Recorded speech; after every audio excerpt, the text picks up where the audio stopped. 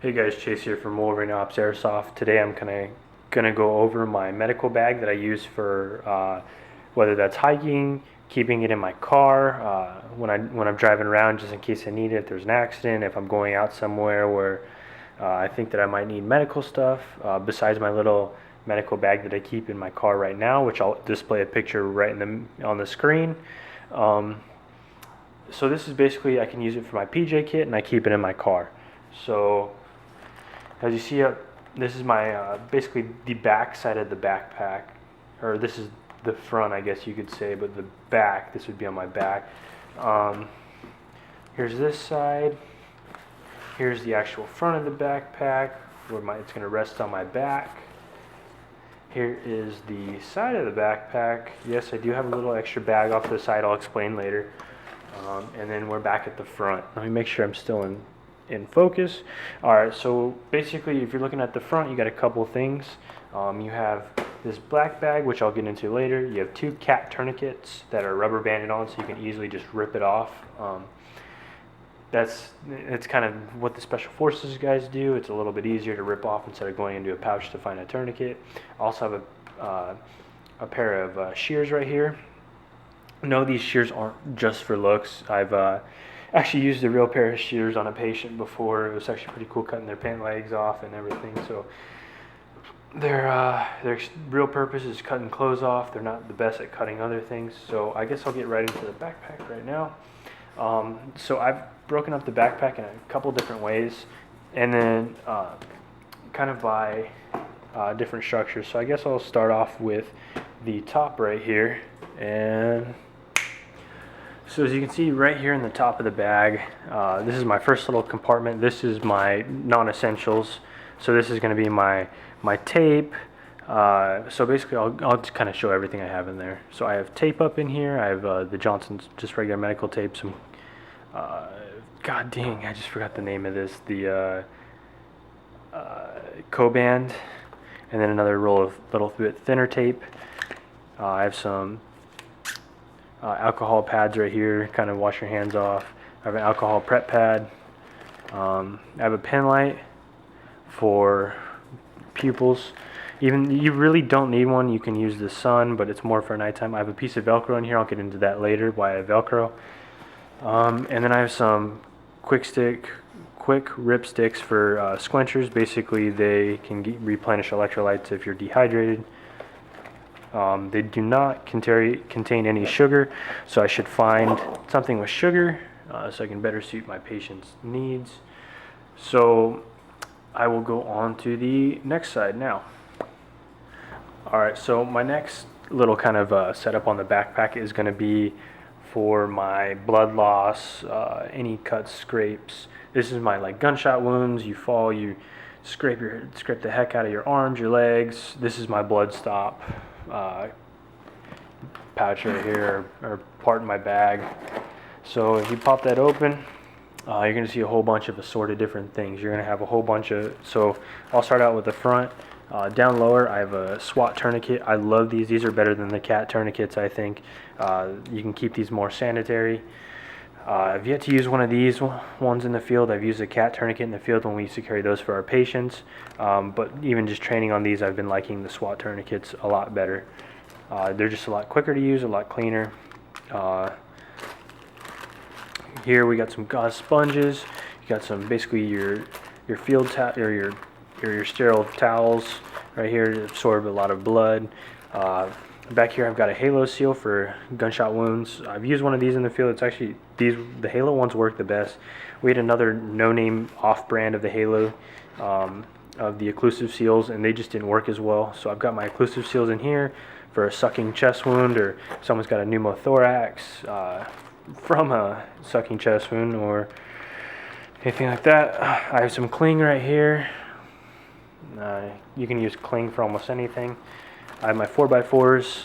You can use 4x4s from major bleeding to gunshot wounds. I have a whole bunch of different just assorted gauze sponges in the Ziploc baggie. These are not my go-to, as you can see, just because they're all kind of fumbled up in there. So that's going to be my little blood stop pouch, or part of my backpack. I also have a glow stick up in here. I don't know why I carry this in here. I just felt like I needed to throw it in there. So yeah, I have a glow stick on my bag. So let's get on to the next one. So here's my next big one. This is going to be for bones, breakage, fractures, sprains. Basically, this is my stabilization part of my backpack. I don't carry too much here just because if you think about it, if you're trading in a combat environment, you're not going for stabilization, you're going for life safety. So you're going to look at your ABCs, your airway, your bleeding and your circulation. You're going to try to manage those before you go on to manage anything else, whether that's a broken leg, fractured pelvis. You're going to look at different things. So going into here, that's basically the idea I have going into this broken bones type of thing. So I'm going to throw this off to the side, go like this.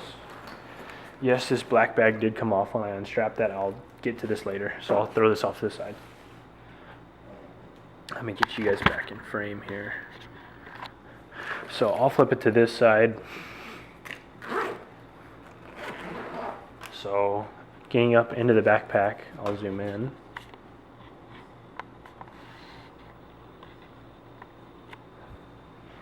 So getting up into the backpack, there's a couple things that I have in here. First, I have 3 instant ice compression. These are great. Basically, like if you ever had stink bombs from the ice cream man or anything like that, you press these real hard, and basically the inside makes a chemical mixture which makes ice, which these are perfect because out in the sun, there's no way you're going to be carrying cold ice packs around without having a cooler. So these are perfect. Once again, this is my bone treating sector, so it's nice to have an ice pack when it's freaking your bone is broken. Moving up right here, I have a SAM splint and a C-collar. So I'll get this undone. Basically, this is why I carry my Velcro right here. You're going to end up, it's easier to carry stuff, easier to bind stuff together. So this is a SAM splint. You can use this for anything. You can use it for broken ankles, broken wrists, anything that you could basically stabilize. This is what it's used. You could use this. Moving on from here, I have a C-collar. This is for your neck, yes. After watching Black Hawk Down and debating with one of my friends, should I carry a C-collar, I came to the conclusion that I should, just because what if somebody did have that point, or what if I come up on a car crash or something like that where somebody needs some neck stabilization. I'm not going to backboard them and all that crap, but the neck stabilization is good so you don't paralyze them while moving them. So that's almost everything I have in there. And then I also have 2 more ice packs right here. And then I have a triangular bandage, basically for broken arms, elbows, etc. And that's kind of something that sucks about this bag overall in general. Oh, actually, I forgot about this too. So basically, this is my rescue rope. I've used this during firefighting and everything like that. You can wrap this around somebody. It's 12 feet of rescue rope. There's so many different ways to be able to attach this to somebody and pull them out. Basically, I keep this on here for, it's like a general purpose little thing of webbing. So, yeah, that's basically my bone stabilization kit. Alright, going on to this next part, my backpack. This is going to be my, I don't even know what you'd classify. This is basically my fluid section. If we have a medic with us, I'm not certified to do any of this stuff. Well, I'm only certified up to an EMT capability, so I'm not allowed to put IVs into people. I'm not allowed to do crike somebody, do a cricoid cut. So my bad if I'm mispronouncing any of these things. Once again, those are not in my scope, so I really don't focus on that stuff. I just keep this in here just in case we have a real medic with us. But this part is more for looks. I'm pretty sure I could figure out how to put an IV into somebody and everything like that because I've helped my medics out in the field a lot. So going out into here, here's my next setup. Let me make sure you guys can see everything.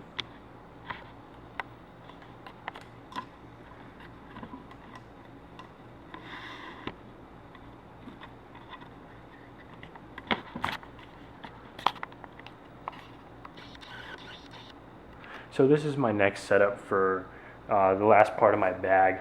Basically, it's my IV section, and I'll explain why. So right here, I have a box of just gloves. I got these from my job. From here, I just have an old box of gloves were, and I basically use that to keep one of my sodium IVs in there. I don't keep any lactated ringer IVs because that's usually just for pregnant women, and I don't plan on seeing a lot of pregnant women. I also have a second bag right here, just a smaller little bag to keep in here, just in case if there's 2 patients. Behind this bag, I have a couple of extra sets of tubing for IV flushes. Basically, if you don't want to hook a whole bag up and you just need to push a little bit of medication, which I do not carry any medication because there's no point, because I really know I'm not going to be using it. You can use these flushes to push fluid to get the drugs basically in the person's system. Once again, if you guys are not trained in this, it's cool to have, it's cool for somebody else to use, but don't use it. So basically, I keep these boxes here to give the bag more form and protect my main IV bag if somebody were to use it. If you look over here, I have a couple things. I have some tubing, some IV tubing right here. And then I have my IV start kit. Basically, to make my IV start kit, it basically has everything in here for an IV start kit. But, oops, my bad. Let me get you guys into focus. Basically has everything in here for an IV start kit, but I put the 18 and 20 gauge needles up in here just so that I would have everything. Everything else comes included in the IV start kits, which is good. There's some extra crap back here that you can use, whether that's for the sharps for the single needle or the IV hanger. Basically, but all you need to really start the IV is prep pad, your tourniquet, and your needles, and then your sticky back there to hold your IV in place. Everything else is kind of just, if you're in the field, you just throw it off and say fuck it. Right here I have a second smaller IV start kit with a couple less things. This one's more of my ghetto IV start kit. So yeah. So this is my IV section of my backpack. And then what I'm going to get into right now is this black bag. Basically, this black bag has one general function, and that is basically check out people's vitals. This is my BLS bag right here. This is just to see kind of what's up. So my first little pouch right here, I have a couple things. As you can see, it's written blood sugar on here. This is just a biohazard bag just in case there's blood or something, so you can dispose of it properly. So this is my blood sugar. I have a glucometer in here. Yes, I know how to use a glucometer. I'm an EMT. So basically I have a whole bunch of the little sticks for the glucometer, and then I have the glucose kits. Basically you just poke someone's finger, and yeah. So that's what I got in there. Put that off to the side for right now. I'll put it away later. And right here, oops. All right, here we go. Right here, I'm not gonna take everything out, but basically this is just my blood pressure stuff. This is my ears, so my stethoscope and my blood pressure cuff. Yeah, so that's basically it. I want to get in a couple other things. I'm going to break away from the tripod right here. It might be a little ghetto, but deal with it. So if we're coming on to right here, I want to show you something on my side. I just didn't want to have to put everything back and then get back into the video. I carry, oops, come on, focus, you dumb bitch. Alright, so I carry another chem light right here. I know these chem lights don't work. They've already expired. They've been expired for about 3 or 4 years now. But I do have a road flare right here. Like I said, I keep this in my car. Let's say I got lost, I have a road flare. Let's say I broke down, I have a road flare. Let's say we're out in the middle of Flagstaff, Arizona, and we're playing, and we're lost. It's in the middle of the night, light that road flare, kind of look on the, kind of call 911 or do whatever we have to get out of there. So basically that's why I have a road flare on there. And then sorry guys, my camera died right there. So basically the second reason I have a road flare too is it looks badass. So I want to kind of get over some rants. Oh, and then over here I have a pair of cutters. So I want to get some rants going right here about this backpack. I'm going to put you guys back on the tripod here. So now that you guys are back on the tripod, I'm going to give you guys some rants.